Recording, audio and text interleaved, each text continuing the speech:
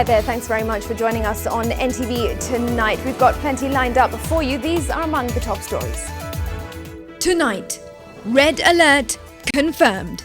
The retailer, I want to speak to you. We are coming after you right now. Meat sections at various supermarkets shut as government confirms illegal amounts of chemicals in meat following NTV expose. Also tonight, Kiambu Governor Ferdinand Waititu, his wife and daughter on the DPP's radar in 588 million shilling scandal. Wanaume kama mimi ukiwa na watoto si unaandikisha watoto, tunaandika hata mabibi kwa kampuni zetu. Ahead, senators hit the road. The march to another round in the battle of divisions over revenue. As we speak, county governments are unable to do budgets. And Esther Arunga sentenced to 10 months in prison for her son's death. We tell you why the judges did not hand her 25 years. NTV Tonight with Smriti Vidyarthi. Joining us tonight in sign language is Flora Atieno. Now to our big story, and the Ministry of Health has confirmed our red alert. The government's independent tests on meat samples collected from some supermarkets within Nairobi found they did contain unacceptable levels of sulfites. Health Cabinet Secretary Cicely Kariuki says the ministry will come down hard on retailers who have fallen foul of health restrictions against the use of toxic chemicals to preserve meat and other food substances. Our investigative editor Dennis Okari, who pulled back the curtain over this web of deception, now digs in just hours after some meat sections at various retailers were shut down. Dennis will bring us that story in just a moment, but first let's listen in to that soundbite by the Health Cabinet Secretary. Following my direction and instructions to the Office of the Director General this Monday, samples have been collected from across retail outlets. To date, the results indicate that 15% of the samples have fallen short of the expectations, therefore confirming some residues of sulfites in the product that are being sold. Following this, with the famed red alert report, I have further instructed this morning that the facilities whose products are questionable and fall within this 15% be closed forthwith and legal action be taken. Further, I have directed again through the office of the DG that Monday the coming week, both the public officers responsible be convened together to propose to my office necessary interventions that will be sustained and that will be long-term and that will ensure that such occurrences are curtailed before. I want to take this opportunity again to speak to you, the retailer. I want to speak to you and remind you that indeed the law of the land is going to take its course, and we are coming after you. Right now, we are coming after you. Right, a stern warning there, and our NTV Investigates editor, that is Dennis Okari, will delve deeper into that issue. We'll bring you his story shortly. Elsewhere, an American man accused of defiling minors at a children's home he ran in Bomet County for almost a decade has been denied bond by a U.S. federal court and will stay in custody until his trial begins. Gregory Dow has been charged by the U.S. Attorney's Office for the offences committed in Kenya between 2008 and 2017. The judge sought to know why Gregory was not charged here in Kenya, and the prosecution clarified that he fled the country in September of 2017 after the events became public. The judge denied him bond, arguing that he might still be doing the same at home or within the community in Lancaster. Well, Gregory is accused of 4 counts of child molestation of girls aged between 10 and 15 at the Dow Family Children's Home in Bomet County. The 60-year-old is facing at least 120 years in jail if convicted. Gregory and his wife, Mary Rose Dow, are also accused of other child rights violations during their stay in Kenya.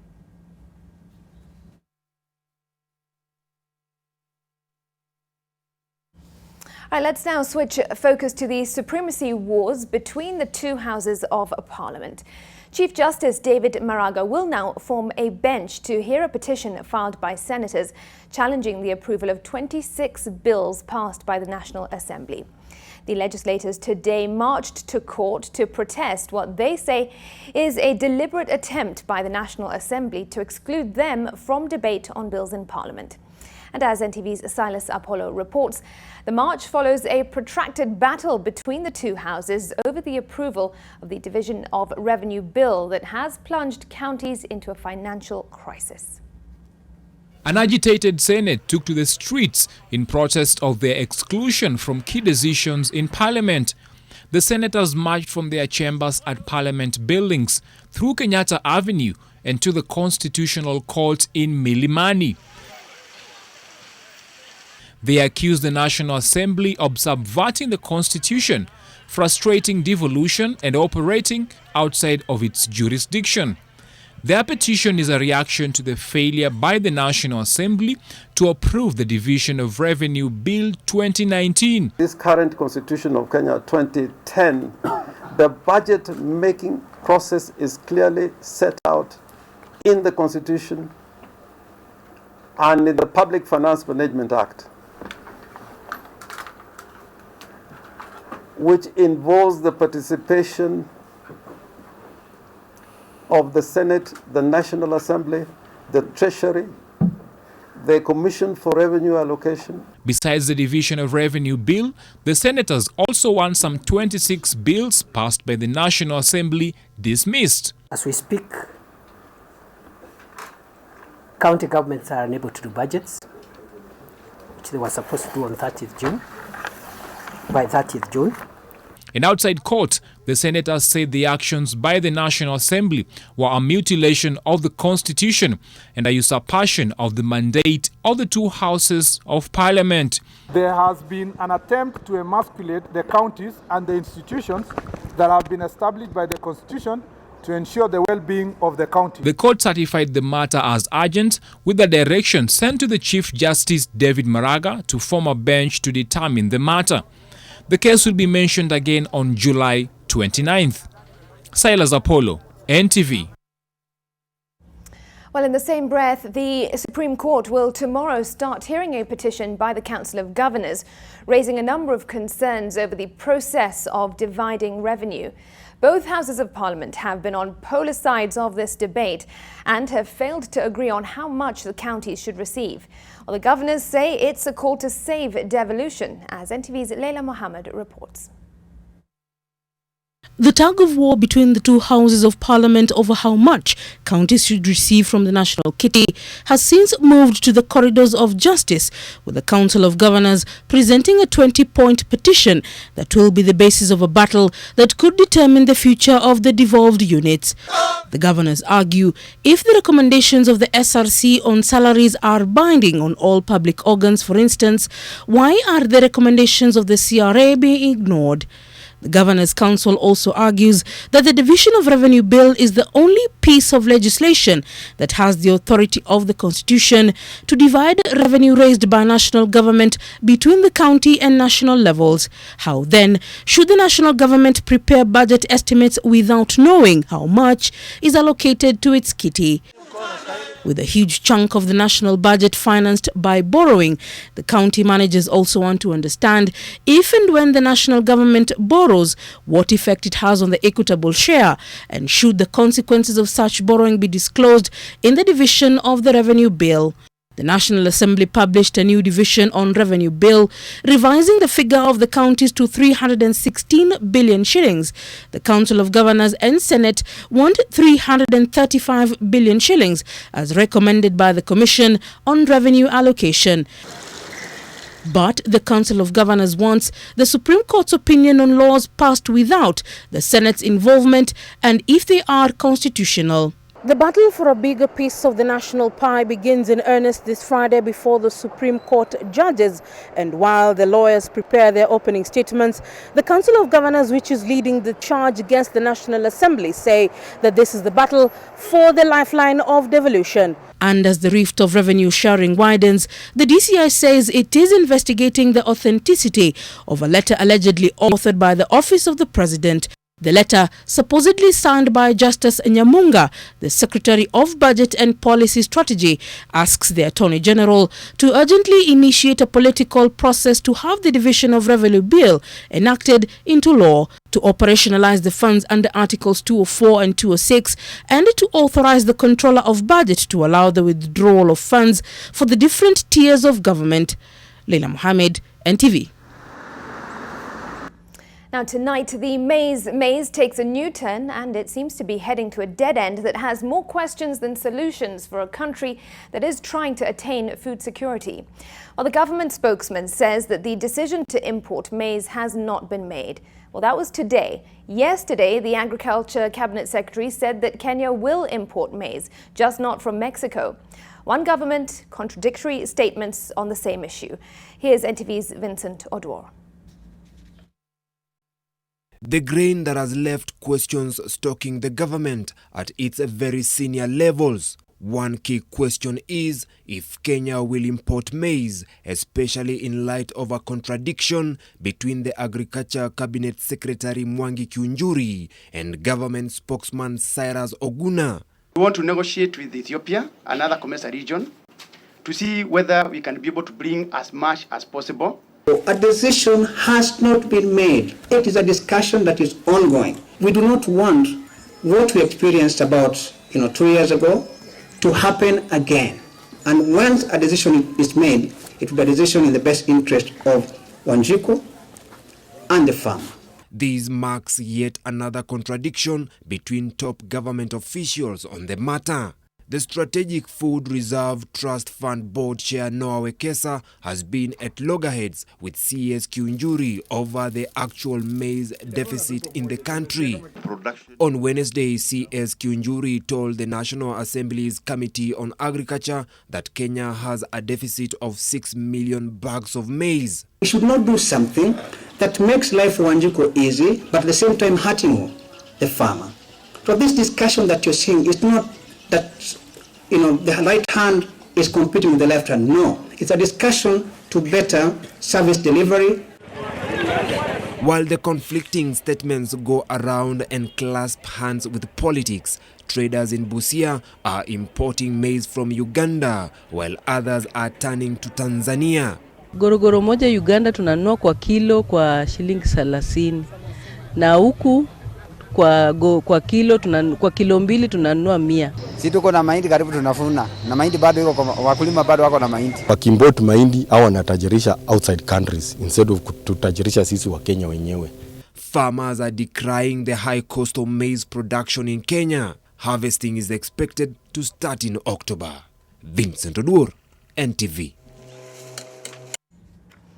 Right, from that, let's now take you back to our top story. And the Ministry of Health has indeed confirmed our red alert. The government's independent tests on meat samples collected from some supermarkets within Nairobi found that they do contain unacceptable levels of sulfites.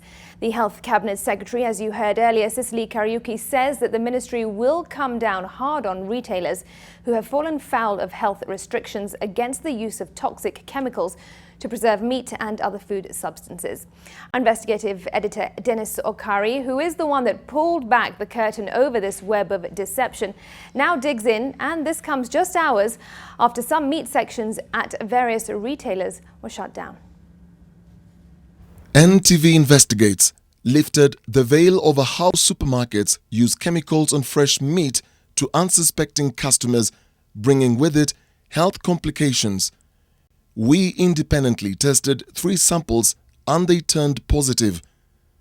The Ministry of Health today, after independently testing samples collected from a number of supermarkets, backed up our verdict. Following my direction and instructions to the Office of the Director General this Monday, samples have been collected from across retail outlets.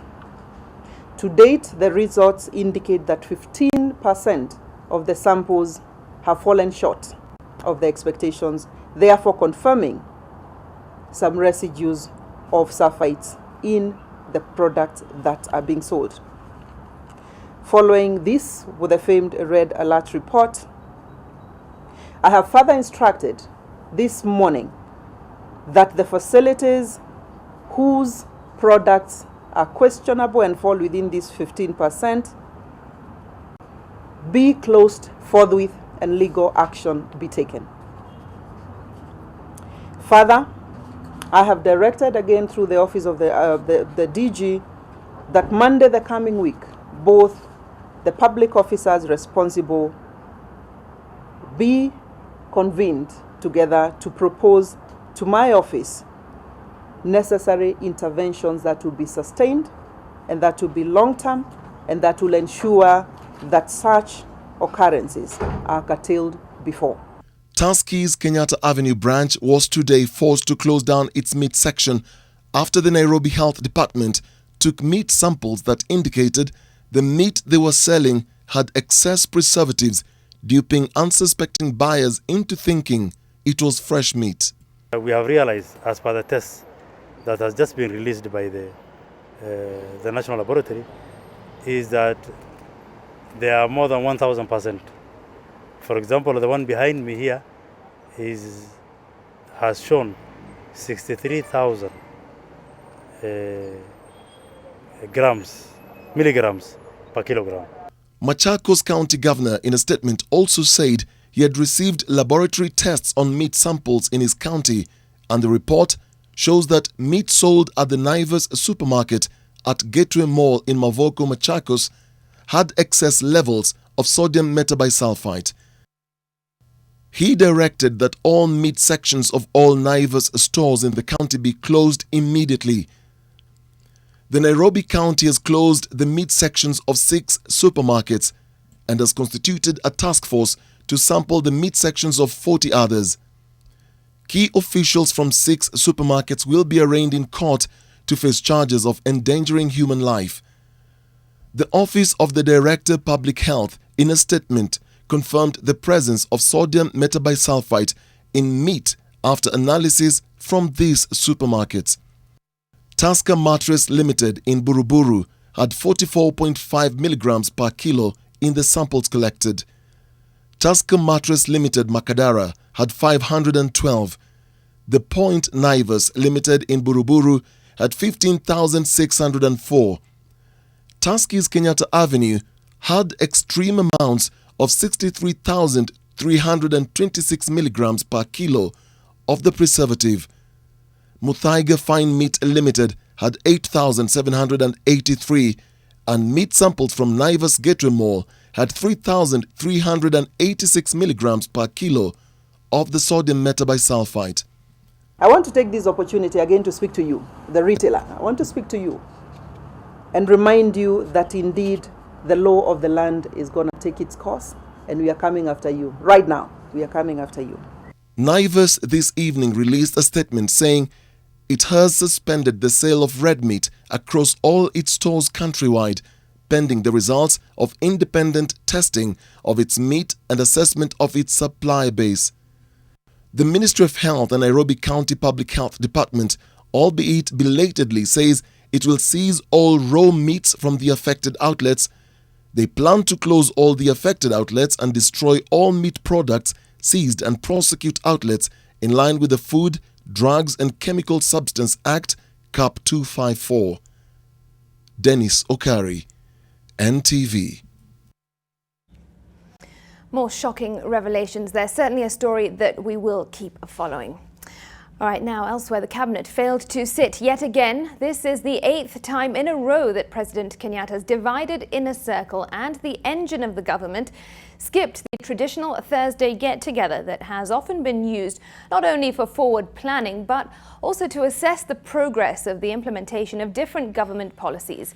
While this amid denials that the cabinet is divided, here's NTV's Ken Majungu. Deny, and hopefully they will believe you. The mantra adopted by a section of the cabinet that has increasingly appeared split right down the middle and along leadership affiliation. One section firmly behind President Kenyatta and the other behind Deputy President Ruto. The factions supporting the president and his agenda have remained consistent. In the past week, most of them were out to drive the message of harmony, the other choosing silence as their weapon. Kwenye baraza la mawaziri la Kenya, sisi tuko timu moja, tuko kitu kimoja, hatuwezi gawanyika na hatutagawanyika. Under the constitution, as ministers, we owe our allegiance to the appointing authority, who is the president, nobody else. It is said that the division is so evident that in the last sittings, some cabinet secretaries allied to the deputy president stayed away from the meetings. Or we are not working together as a cabinet. Don't listen to anybody who has time to waste. We enjoy a wonderful relationship, and you can see we are truly brothers and sisters. This relationship was further compounded by allegations that some of the CSs met at a hotel to plan the elimination of the deputy president. There is freedom of association and freedom of expression. Then there was the audio clip that circulated in social circles in which the voice of Raphael Tuju, a member of the cabinet, was heard mocking the DP. A few days ago, the DP himself sent a tweet that was meant to castigate the person of the CS who also refused to be drawn into the conversation. However, State House spokesperson Kanze Dena stood behind Tuju, saying his trouble-stirring trip to Rarieda had been sanctioned by the president. There have been reports that the president had taken away the responsibility of chairing cabinet meetings in his absence from the deputy president and assigned them to Interior Cabinet Secretary Fred Matiang'i, who was recently elevated to a supervisory role within the leadership structure. Analysts have described the government as an institution on a free fall, and they say it's just a matter of time before the rift becomes uncontrollable crack. Ken Mijungu, NTV. Former TV anchor Esther Arunga has been released on parole by the Brisbane Supreme Court after she was sentenced to 10 months for being an accessory to the manslaughter of her son. The Supreme Court in Brisbane, Australia, said the sentence took into account mitigating factors that perhaps explained her behaviour 4 years ago. NTV's Brenda Wanga reports on the reprieve that also sees her reunited with her two daughters. 6 years after the violent death of her firstborn child and 9 since the start of a downward spiral, Esther Arunga Timberlake can now breathe a sigh of relief. Today in the Brisbane Supreme Court, a judge handed her a second chance at redemption. For her role in the manslaughter of Sinclair Timberlake, Esther was sentenced to 10 months out of a possible 25 years jail term. But she will not spend a single day in jail. She was promptly released on parole. The Supreme Court judge in his sentencing took into account Esther's state at the time of making the misleading statement to the investigators. He says Esther went from being a wife and mother who was nursing a 6-month-old baby and trying to establish a young family in a new country to losing her son, husband and daughters. Justice Barnes also took note of what he says were cultural considerations. He says Esther demonstrated that she clearly deferred to her husband for most of what she said and demonstrated a real sense of obligation to him. The judge also says the shock that the death of her son had left her in must have contributed to her untrue statement at the time of the interview. Isn't that what people... Esther admitted to lying to the police on the circumstances that led to her son's death. At the time of the incident in June 2014, she had called the police and told them that her son had fallen down the stairs in their house while playing with his sister. Autopsy examination results, however, indicated that the toddler had died as a result of a severe blunt force such as punching or stamping or similar, and that his injuries were inconsistent with the fall. During the trial, Esther corroborated the autopsy findings, saying she walked into their bathroom to find her husband hitting Sinclair in the stomach and throwing him against the wall to remove the devil that he believed was inside the little boy. At the time of her arrest, her 2 younger daughters had been taken into foster care. She has since been reunited with them. Brenda Wanga, NTV. All right, on that note, let's take a break here on NTV Tonight. Stay with us, there's much more coming up.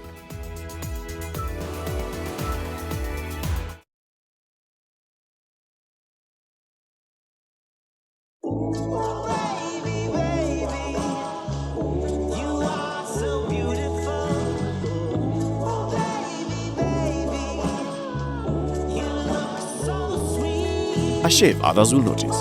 That's kind to your face and kind to your wallet. Gillette's affordable 3-bladed razor gives you up to 10 smooth shaves. Upgrade to Gillette Blue 3 today. Gillette, the best a man can get. I help women find independence by training them in fish farming. It's tough on my back, joints, and can cause headaches. Panadol Extra relieves multiple types of pain. Panadol Extra, now with new Optizorb technology to fight multiple tough pains with 3 times more pain-relieving medicine in the first 30 minutes when you need it most. Seeing them support themselves makes any pain worth it. If symptoms persist, seek medical advice.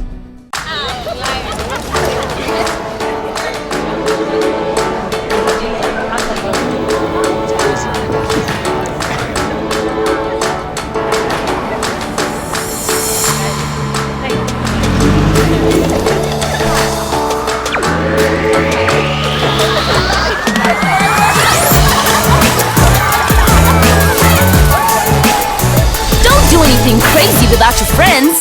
Drink Fanta. Taste fun. Rama Homes Limited brings you Rama Towers launch event with a 3 million discount on all purchases.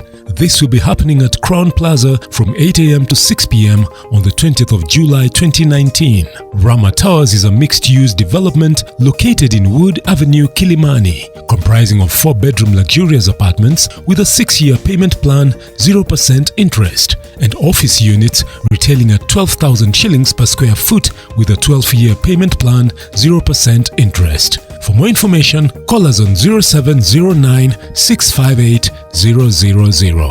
Rama Homes Limited, bringing luxury home.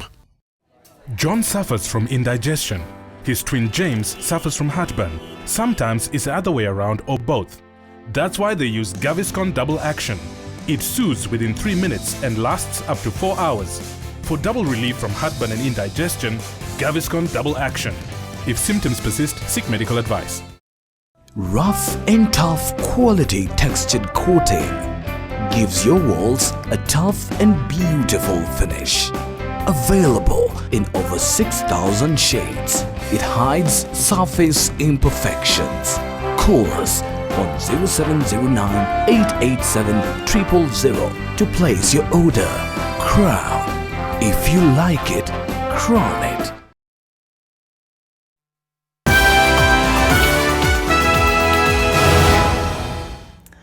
All right, thanks for staying with us. The government will open a second Huduma number mass registration drive to enable those who were locked out of the first exercise for lack of birth certificates or identification cards to be registered.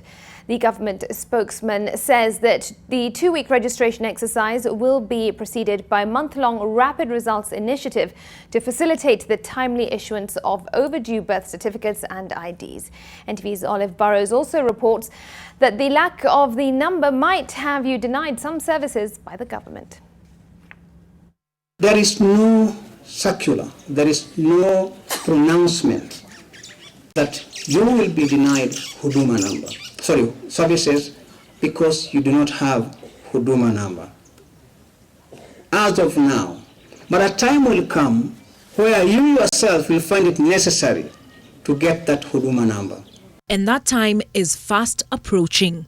The Interior Ministry having drafted a bill that will make it impossible for you to access the most basic social rights of health and education or exercise the most fundamental of your democratic rights, to vote. The list of services you will be unable to access without a Huduma number itemized into 16 with a provision made for the list to grow. Not only will you be unable to access universal healthcare or enroll your child into a public school or vote without a Huduma number, you will be unable to register a mobile phone number, open a bank account, register for electricity connection, access social protection services, register a marriage, transfer or make any dealings in land, register a company or a public benefit organization, apply for a driving license, register or transfer a motor vehicle, be issued with a passport, benefit from the government housing scheme, transact in the financial market, or even pay your taxes. Adoption of the bill would also see the Births and Deaths Registration Act, Registration of Persons Act, and the Kenya Citizens and Foreign Nationals Management Service Act repealed. The bill also seeks to address the data privacy concerns raised in court by rights groups. It's a political bill. I not discuss it now, right? But it's actually aimed at ensuring that the data that has been given out is protected. The court in April permitted the Huduma number registration exercise to move forward on condition that it was voluntary and would not be used to deny government services. Olive Barrows, NTV. Now, also tonight, anti-graft investigators have tracked how money for the controversial 588 million shilling road tender in Kiambu County was paid out in suspect deals, something that certainly spells trouble for Kiambu Governor Ferdinand Waititu and his family. The DPP has approved their prosecution alongside 8 other county chief officers. NTV's Mel Miendo is following the money and also details the possible charges that the Kiambu Governor faces. Always a happy-go-lucky person, Kiambu Governor Ferdinand Waititu tried hard but failed to mask the strains of the allegations of corruption tagging at him and his family. Ati mimi natafutwa wapi na mimi niko hapa sasa hivi. Mimi watu wajue hivi. Mimi niko tayari kama ninapatikana na makosa nipelekwe kotini nijibu maswali kama wanaume wale wengine. Kiambu Governor Ferdinand Waititu is in question over corruption allegations with regards to an irregular tendering process in road construction in 5 sub-counties. The money in question here is 588 million. Director of Public Prosecutions Nudin Haji and DCI Director George Kinoti have been putting up a fight against the governor. And now we want to show you exactly how that money trailed and just how it may have gotten into Governor Waititu's pockets and his family members. So we have him on this side. Here is MS Testimony Enterprises. It's directed by Charles Chege. Now they are said to have received 221 million Kenya shillings from the Kiambu County government. So 221 million shillings is what they got. We have the governor here. Aside from these two, let's bring in 20 million Kenya shillings from the Kiambu County government that was added to MS Testimony Enterprises. So in total, we have 241 million Kenya shillings. Let's now show you exactly how that money was divided. We have a chart right here. Let's look at how that money went and to whom. 134 million Kenya shillings was given to Charles Chege. He is the director of MS Testimony Enterprises. But the thing here is he didn't receive that money as the director. He received it in an individual capacity. So 134 million shillings is right there. Then we have another 87 million Kenya shillings. So this money is questionable because there's bank withdrawals, there's transactions. We don't know to whose account it went to. So we'll put it as a questionable amount of money as to where it went. From 87 million Kenya shillings, we go to 8.4 million. This was received by Saika Property Developers. Now, Saika is the company owned by Governor Waititu and his daughter. So Saika receives 8.4 million Kenya shillings. Then we go to 6 million Kenya shillings. Now, this money was given to Lake Naivasha Resort. For the reason, Lake Naivasha was to sell Bienvenue Hotel to Governor Waititu and his wife. So Lake Naivasha receives this money, and then yet again there's another 5.2 million Kenya shillings from Lake Naivasha Resort to Bienvenue Hotel, now to the governor and his wife. So we have Lake Naivasha there, we have Bienvenue Hotel here. So we have this entire chart, aside from this and from that. Let's have a look at what this means. The governor could face charges of conflict of interest on his part, dealing with suspect property, abuse of office for the tender of 588 million, engaging in fraudulent practice in procurement, and money laundering. Wanaume kama mimi ukiwa na watoto unaandikisha watoto kwani unaandika peke yako? Yes, tunaandika hata mabibi kwa kabuni zetu kwani ni makosa? Yes. The ODPP is confident that it has a watertight case against him, something that could bring about a seismic shift in the county's leadership and political organization. Mel Miendo, NTV. All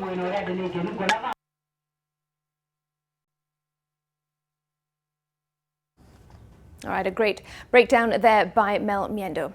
Let's shift gears now, and as you may well know, the betting sector has been riddled with controversy. Now, a finding from a joint report by Ipsos and Geopol titled "Unpacking Betting in Kenya" reveals some interesting statistics. Let's first just have a look now at a quick timeline of events. On July the 10th, the Betting Control and Licensing Board issued a letter to the telecommunications firms to suspend payable numbers for 27 firms and short codes for those firms, indicating that the firms did not meet the requirements for a renewal. Well, the next day, gamblers were given just 48 hours to withdraw money deposited in sports betting companies' wallets or then lose it. The following day, digital lenders refuted claims that their borrowers used loans for gambling. And on the 16th of July, the government said that they would deport 17 foreign directors of gambling companies that were illegally engaged in the business. Now, let's have a look at some statistics, and coming up on your screen, 73% of Kenyans that are aware of the suspension are in fact bettors, and 1,550 shillings is the average spend on betting by Kenyans aged 18 to 29 years in a given month. All right, to more numbers, and 40% of bettors intend to save that money. The majority of bettors are in fact unhappy, and close to 1 out of 5 now will not watch football tournaments as a result of that suspension. 6 out of 10 bettors are looking to spend their money on other items or other betting channels, and 28% of bettors are in fact unemployed, and they are more likely to seek alternative betting channels than all other bettors. Well, with the suspension of betting firms, the media industry stands to lose 10% of the 2019 advertising expenditure. This is equivalent to a 14 billion shilling projected loss. That is a big number. And also, as a result of the suspension, media stations that air major football tournaments could expect to reach close to 20% fewer audiences than originally planned. So that is the latest from the report there by Geopol and Ipsos. All right, in other news, the Third Way Alliance Party has Kenya's push for a constitutional amendment has received a major breakthrough after the Independent Electoral and Boundaries Commission approved over 1 million signatures, and this now marks the beginning of a referendum process. Well, the IEBC says that it has verified over 1.2 million signatures delivered by the alliance with a draft constitutional amendment bill. The IEBC will now submit the draft bill to each of the 47 counties for consideration within 3 months from the date of submission by the Commission. The draft bill must be adopted by at least 24 counties, and the decisions of the 47 county assemblies will then be submitted to the Speakers of the National Assembly and the Senate pursuant to Article 257, Section 6 of the Constitution of Kenya. The bill seeks to strengthen devolution and scrap off some of the 290 constituencies, as well as elevate wards as units of development. Well, the Third Way says that this will reduce the public service wage bill. But here's a new development coming our way just a few moments ago. This is a tweet by Ekuru Okot, posted at 9:08 p.m. today, saying that our party office in Lavington, that's on Chalby Drive, has just been invaded by 6 armed, most likely men here in Nairobi. They have shot at our SG, that's F. Okango, who ran and hid inside one of the offices. This comes barely a few hours after the Punguza Mizigo bill passed. This is a cowardly act. All right, so that tweet there coming to us from Ekuru Okot, who leads the Third Way Alliance Kenya, will certainly be following this incident that he has tweeted about. All right, now we brought you a story yesterday about the flattening of Pangani Estate, and the remodelling of that estate will now go on as planned after the High Court declined to stop the county government from evicting the tenants from the estate. The court ruled that there were no sufficient grounds to stop the Pangani affordable housing project that is part of the Big Four agenda, saying that the county acted within the law in evicting the residents and that enough consultation was done between the two parties. The project will see 1,588 modern and affordable housing units constructed in that area. Occupants will be given a 30-year period to pay a lease fee of 3 million shillings. Well, this means with a maximum of 8,000 shillings a month, one will be able to own the 2- and 3-bedroom houses.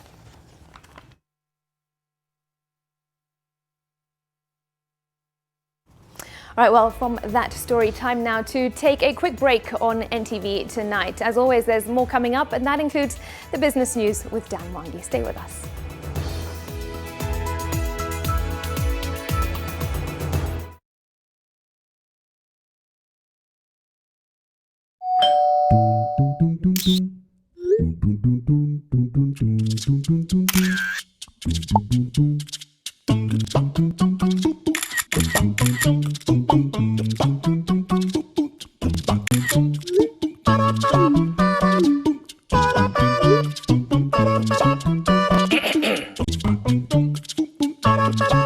Join Telkom today and share life on our expanded 4G network. Telkom, moving with you.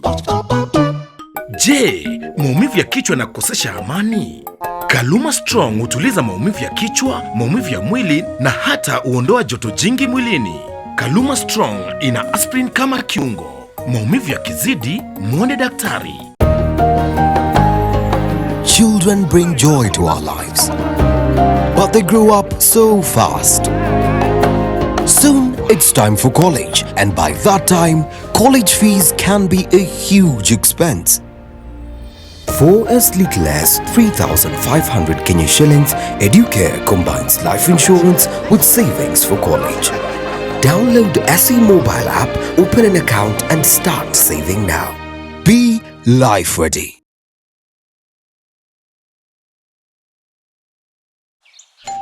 Selena! Toto, where's mommy? Today's a toilet day. What? Oh. Selena! Toilet day? Tomorrow we're hosting a party and it's a matter of my reputation. It's a toilet, not a white shirt. Even if you spend your entire day cleaning with bleach and detergent, it still won't be party ready. Impossible. Challenge. Harpic 10X. Even if you use bleach and detergent 10 times, they won't give you the same sparkling clean toilet that Harpic 10X will give you. Wow! Harpic 10X. Harpic, Kenya's #1 toilet cleaner. Who wants to answer? Mary?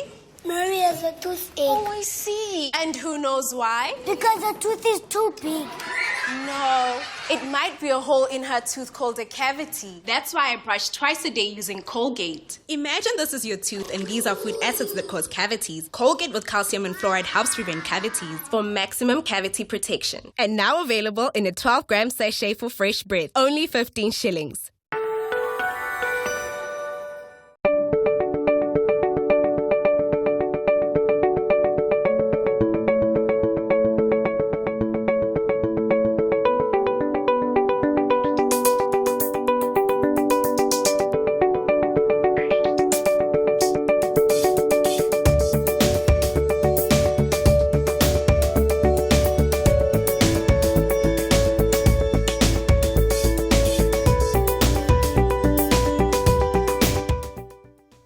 Making my family some nutritious porridge is a painstaking process. First, I have to find all the ingredients needed, and there are many. For vitamins, proteins, and minerals, I need cassava, sorghum, millet. You no longer need to go through all that to make nutritious porridge. All you need is NutriPro. You don't have to go through the trouble of finding, measuring, and weighing all these vital ingredients. New NutriPro porridge flour comes fortified with 13 vitamins, proteins, and minerals. This means that you have more time to focus on what's important, giving your family the healthy start they deserve. NutriPro, bringing families together. From Tropical Brand.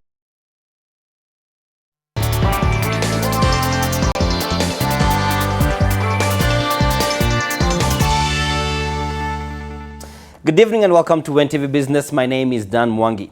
The Kenya Ports Authority is not being privatized, at least according to the State Corporation's Managing Director, Daniel Manduku. He says the claims of privatization stem from a misrepresentation of the authority's partnership with Swiss-based shipping line Mediterranean Shipping Company. Julian Samboko sat with Manduku to shed light on key developments around the port. And there's been so much discussion around potential privatization around this particular authority. What's the clear position from the KPA standpoint? The Kenya Ports Authority is not under any privatization program. The government of Kenya is not privatizing the port of Mombasa. I know the discussion is around the Kenya National Shipping Line. What you forget is that the Kenya National Shipping Line is a government-owned entity. The Kenya National Shipping Line was formed some years back, about 30 years ago, with various partners. And this was through an open and transparent process, where the Kenya Ports Authority is a majority shareholder. Then we realized that the Kenya National Shipping Line needs to be revitalized because of the new emerging opportunities, and we must tap into these opportunities. And we needed to have opportunities in a ship, in cruise, in seafarer, in the blue economy, essentially. And so we said, since we have this company where we are majority shareholders, where we control the stakes, let us ask our partner, Mediterranean Shipping Company, to come on board with their expertise and experience. This is a company that calls into 50 different ports in the world, and it is to our advantage.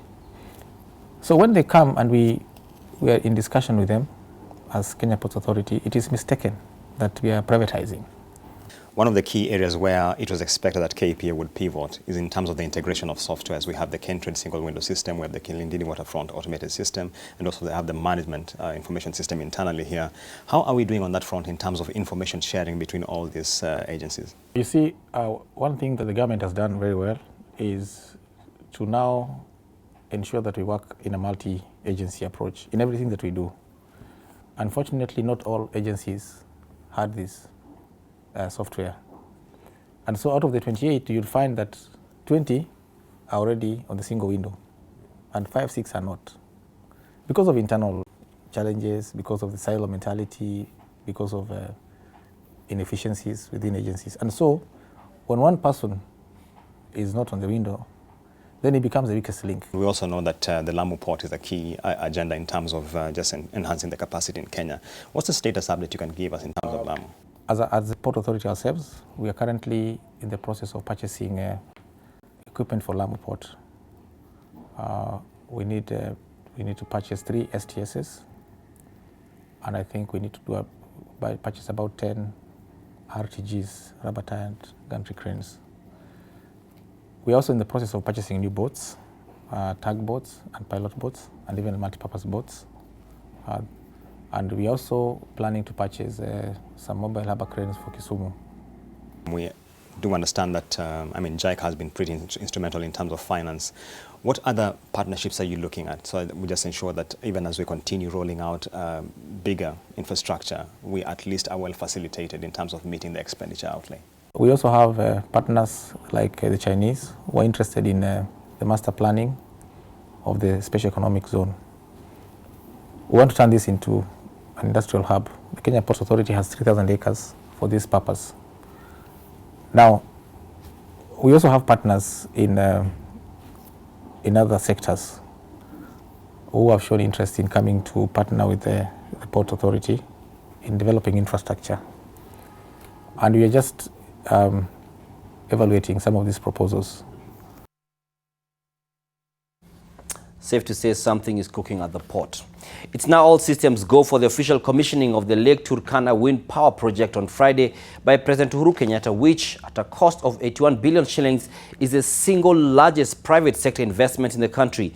The Kenya Electricity Transmission Company, that's KETRACO, has refuted claims that taxpayers took a financial hit when the completion of the line to evacuate power from the wind farm was delayed following the bankruptcy of the project's main contractor from Spain. The Loyangalani-Suswa transmission line by the Kenya Transmission Company Ketraco has been built at a cost of 28 billion shillings, which means that combined with the cost of the Lake Turkana wind power project, the investment costs cumulatively come to 109 billion shillings. It's about 600 million euro. And EIB has actually contributed 200 million euro to this financing package, to which should be added a 25 million euro grant that we mobilized from the European Union in what we call blending, mixing grant and loans. Since it commenced operations on the 25th of September 2018, Lake Turkana Wind Power has produced 1.2 billion kilowatt hours into the grid, achieving an average capacity factor in excess of 63%. I have visited this site already, and it's truly mind-blowing in more than one sense, because having been certified by the German Institute of Wind as the windiest spot on Earth. Climate change is an undeniable fact, and as much as there is a push to have more humans gain access to electricity around the world, there is equally a push, if not a greater one, to have more sources of energy go green. The commissioning of the Lake Turkana wind power project comes following the delay experienced in the construction of the 438-kilometer Loyangalani to Suswa transmission line. No, we didn't have any penalties. Alex Mwangi, NTV. Transport along the busy Kenol, Nyeri, Nanyuki, Isiolo highway is headed for improvement as the Ministry of Transport prepares to kick off dualling of the 235-kilometer road in October. The first phase of the project will cover Kenol to Marua in Nyeri, with the second phase of Nyeri to Isiolo coming thereafter. Melita Oletenges reports. The construction of the Kenol-Isiolo highway is beginning to take shape as the Ministry of Transport say the design of the highway is complete and that the tender for the project would soon be advertised. The much anticipated project in Mount Kenya region is expected to cost the government 30 billion shillings. From Kenol to Marua, which many of us have been waiting for many years, decades. Imekuwa doto kwa wengi wenu, kwa sababu foreni ni mingi sana hii barabara kutoka Kenol. The Kenya National Highways Authority has already issued a notice to vacate to those with businesses along the road reserve. Wanasema tuondoke, sasa hatujui tunaenda wapi. Sasa ile kitu ya muhimu, barabara yenyewe ni muhimu, lakini ile kitu ya muhimu zaidi ni watuongeze tu muda. Some traders, however, are looking forward to increased business opportunities once the new road is completed. Kitu ya mbele, kwanza mimi na wengine watakuwa wako juu sana. Bushari kama yangu na hii angalia majiko yote nimefunga. Juu ya biashara hakuna. Lakini mkiwaleta tutakuwa mzuri sana. The construction of such a dual carriageway from Kenol to Isiolo is a key government project that has been awaited for years, aiming to bring into reality the ease of transportation and trade in the northern corridor. Biashara yetu itakuwa juu ya mchele na customers watakuwa wengi. 40% of the construction budget will go into compensating those who will be evicted to pave way for construction. The expanded road will serve Kiambu, Murang'a, Kirinyaga, Nyeri, Laikipia and Isiolo counties. Melita Oletenges, NTV. At that point, I guess it's my turn to hit the road. I'm done, and so is business. Good night.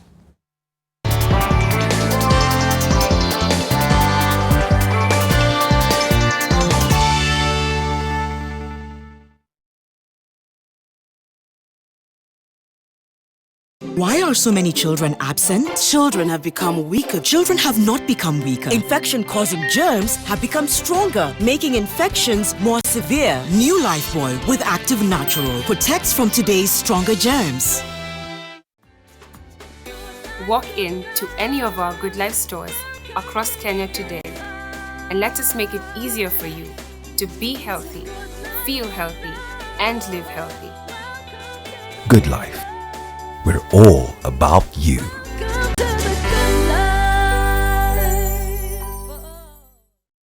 Parenting is all about learning.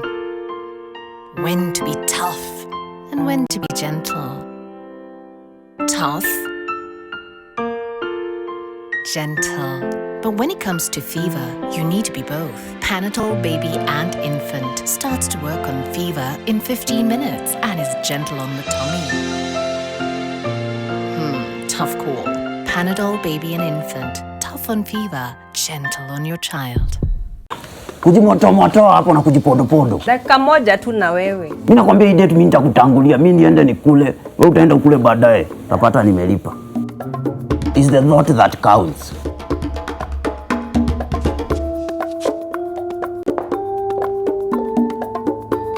I'm done.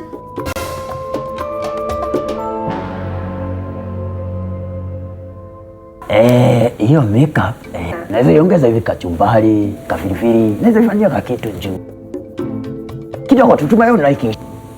Tuone nikushow, naweza ongeza kaladha. Aka sasa ndio kachumbari. Wow. Ulijulia wapi kufanya makeup? Mambo ni YouTube.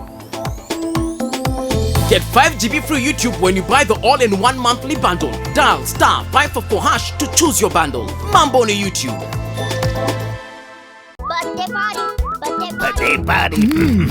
Birthday party. Are we not invited? We have gifts. Malaria. Mommy, best. Run. Oh, die. Party. Compared to an ordinary spray, Mortein Doom Power Guard kills disease-causing pests instantly. Mortein Doom Power Guard.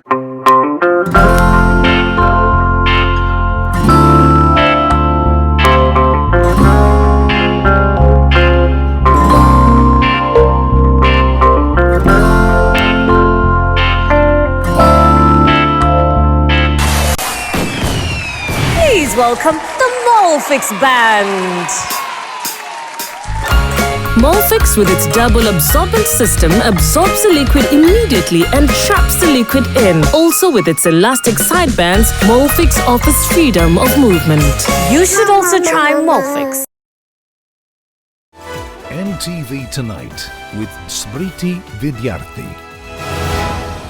All right, let's bring you some news briefly from Tanzania. And the death penalty will remain in force in our neighboring country. Human rights activists had filed a complaint saying that the death penalty was unconstitutional as it breaches the right to life. Well, nobody has been executed in Tanzania since 1994. Some 500 convicts in Tanzania's jails face the death penalty or have seen their sentences changed to life prison terms. More than 10 African countries across Africa still have the death penalty in place.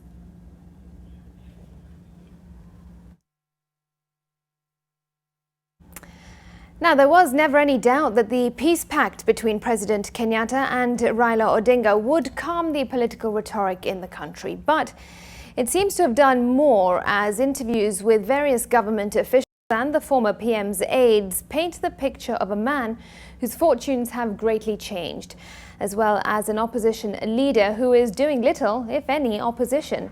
I'll read in the Daily Nation tomorrow how the former Prime Minister is shaping up to become a key COG in President Kenyatta's government, and why, despite murmurs from the Ruto camp that he is tearing down Jubilee, he seems to be in a happy and cozy place.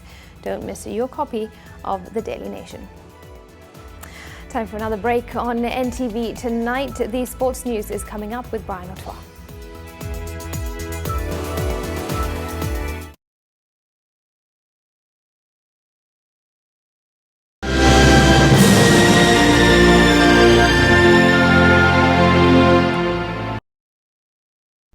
Nation FM. More music and less talk.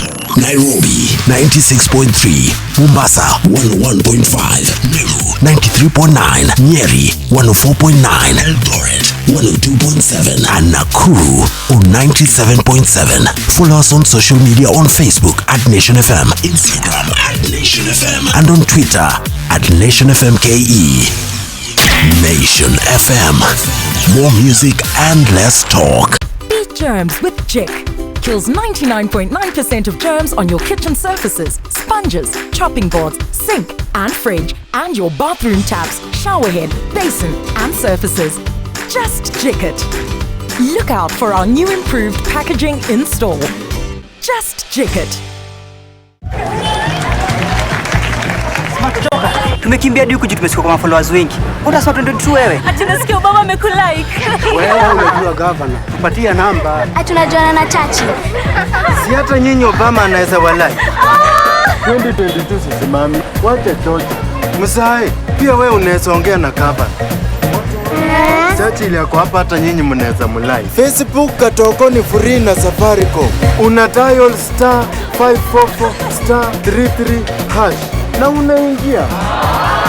Unita. Fantastic. Enjoy Facebook Katoko for free on Kenya's best 4G network. 33#. Governor.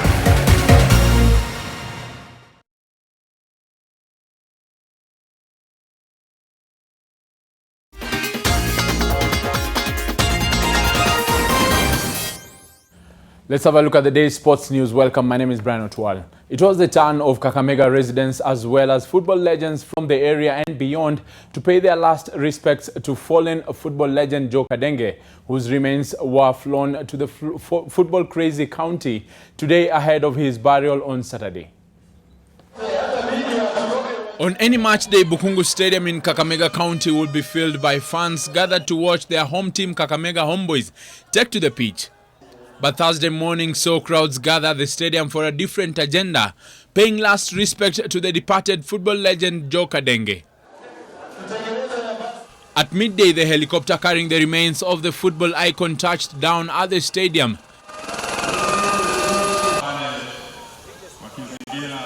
And it was received by star-studded cast of former football legends, the likes of Joseph Muyeka and Agre Litali, who played alongside Kadenge in the early 1950s, 60s and 70s. As a sign of respect, the old footballers were pallbearers. Alikuwa mtu si wa ukomfi. I would like watoto to illuminate Bwana Kadenge. I'm very sorry, amekufa, ameniwacha. He's 1 year older than me. He's 84, I'm 83. Na alikuwa mchezaji ambayo mshupavu and he could dodge anybody. Alikuwa na chenga kali sana. Na haikuwa rahisi kutoka kwa kiwanja bila kufunga.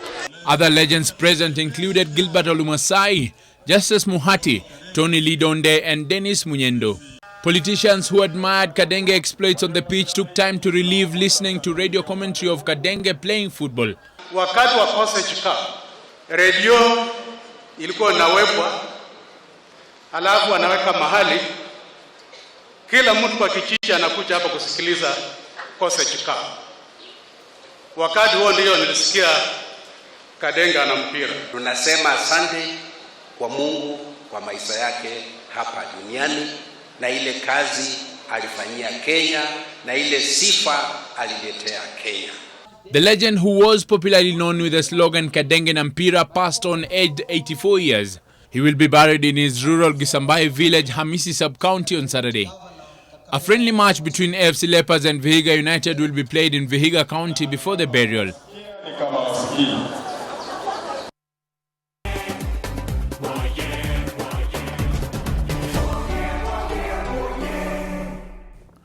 Let's get to some AFCON final mood, and with the 2019 Africa Cup of Nations final less than 24 hours away, the Egyptian capital Cairo is stirring with excitement. Senegal, seeking a maiden continental title, will face off against 1990 champions Algeria. The Cairo International Stadium will play host to the titanic battle. Aida Waringa brings us more from a buzzing Cairo. What started a little less than a month ago here at the Cairo International Stadium is set to culminate on Friday in an Africa Cup of Nations final pitting Senegal versus Algeria. The Cairo International Stadium has hosted some of the biggest games on the continent, and while the 2006 AFCON final that saw Egypt beat Cameroon remains a fond memory, the stadium staff are looking ahead to an epic clash that will be between Senegal and Algeria that has been billed as a clash between the West and North Africans. Everything was okay for organizing, for the matches, for everything. Cairo Stadium is the main stadium in Egypt. With a stadium of 75,000, it's the 69th largest stadium in the world, and the Major General is the man tasked with getting it to full capacity. It will be a good final between Algeria and Senegal. It will be the first time that two local coaches who were previously players with their respective teams will be meeting in a Nations Cup final. Senegal coach Aliou Cissé, then a defensive midfielder, got to the final in 2002, while Algeria's Jamel Belmadi reached the 2004 quarterfinals. Loss that we incurred with Algeria is a mistake, but it still motivated us and allowed us to talk amongst ourselves and identify our mistakes. Algeria is a team that we respect, and they are a big team. It was a regular match that we played, but this match is going to be different, and here is the difference. Since this match is going to create a huge difference, and it is an inevitable match. What happened at the beginning of the tournament is totally different than what is going to happen now. The Egyptian capital is awash with excitement, with opinions on the outcome of the game divided right down the middle. Football is the beautiful game that brings us together, and AFCON 2019 has birthed heartwarming stories. One that stands out belongs to a young Egyptian blind volunteer who's a Liverpool diehard who got the chance of a lifetime to interview his football idol Sadio Mane at the start of the tournament. And just under a month later, Mane will play at the AFCON final. هو كمان الأفريقيan best player. He will be so happy if Senegal wins tomorrow because Sadio Mane will be able to enter the list of the Ballon d'Or and the African Player of the Year. The grass is cut to the centimeter and watered to the millimeter. It's game, set, kickoff. Ida Warenga, NTV, Cairo, Egypt. With first and second place to be decided, Odion Ighalo scored the only goal as Nigeria beat Tunisia in the third place playoff at the 2019 Africa Cup of Nations. Ighalo, who is the tournament's top scorer with 5 goals, tapped in after keeper Moez Ben Sherifia deflected the ball off his own defender Yassine Meria. Nigeria, who are 3-time AFCON winners, have now finished third 8 times. Knew. I just knew I'm losing my mom. And hearing their inspirational stories. If that child cannot talk, if he cannot hear, appreciate that gift. Gives us hope. 2019 total Africa Cup of Nations. The players' escorts who were also traveled to a 3-day trip in Cairo, Egypt, were 6-year-old Samantha Wamboi, 7-year-old Roman Gituku, and 8-year-old Edwin Nyandoro, as well as Hope Wamboi Otieng and 10-year-old Lawrence Masira. The children were identified through Visa's Unstoppable Stories campaign for AFCON, which called upon children to share their stories and inspirations of what makes them or their hopes or their heroes unstoppable. And FIFA President Gianni Infantino has rejected comments that the global football body has taken a colonialist attitude towards Africa football and its governing organization CAF. This is after FIFA took an unprecedented move of announcing it would jointly administer African football with CAF and that it would send its Secretary General Fatma Samura on a secondment to overhaul CAF. And we've been working together in the last 3 years, and we have turned around altogether FIFA with Fatma. So what more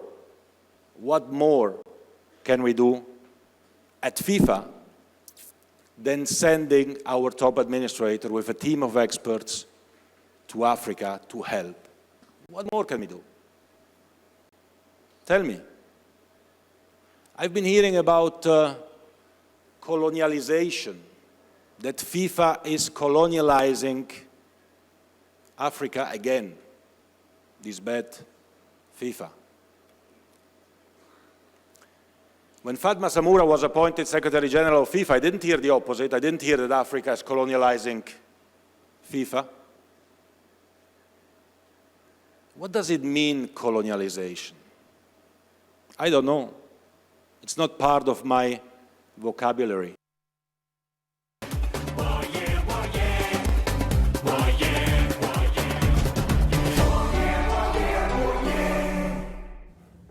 So Amaju Pinnick is one of or rather is the vice president who has been dismissed from the CAF administration. Moving on away from athletics, or rather from AFCON, the doping scourge continues to be a thorn in Kenya's flesh, with Salome Biwott, the latest Kenyan athlete to be banned from any competition for violating anti-doping rules. The IAAF Athletics Integrity Unit AIU handed the 36-year-old runner, who was also banned for 2 years in 2012 for a different doping offense, the maximum 8-year ban. This comes just a few days after 2014 Glasgow Commonwealth and Africa 10,000 meters champion Joyce Chepkerui and long-distance runner John Kibet Kendagor were suspended for doping offenses. And the national under-20 rugby team will play Canada for the 5th place on Saturday as Japan takes on Portugal in the final of the ongoing World Cup under-20 tournament. This is after Chipu lost 34-48 to Japan on Wednesday night in Brazil. Paulo Dera's Chargers finished third in Pool A with 5 points, 3 ahead of Brazil, while Japan won the group with 15 points as Uruguay settled for second with 11 points. In other matches played on the last day of pool fixtures, Uruguay crushed Brazil 52-10. Portugal saw off Tonga 40. Life will throw so much at you, but just be adaptable. Crime's the power. Crime is not cool.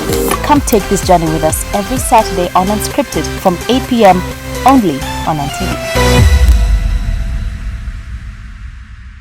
Anytime you need a lover, call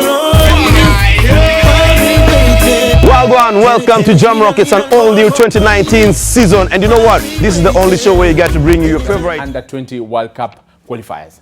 That's been the sport. A lot more tomorrow, but for now, have a lovely night. My name is Brian Otwal. Back to you, Smriti.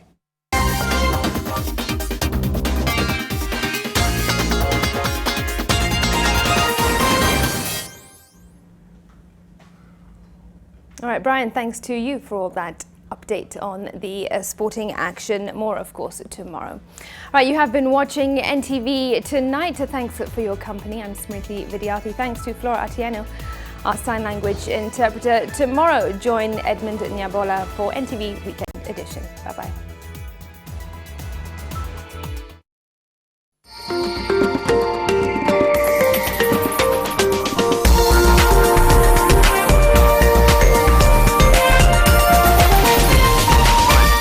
This is NTV.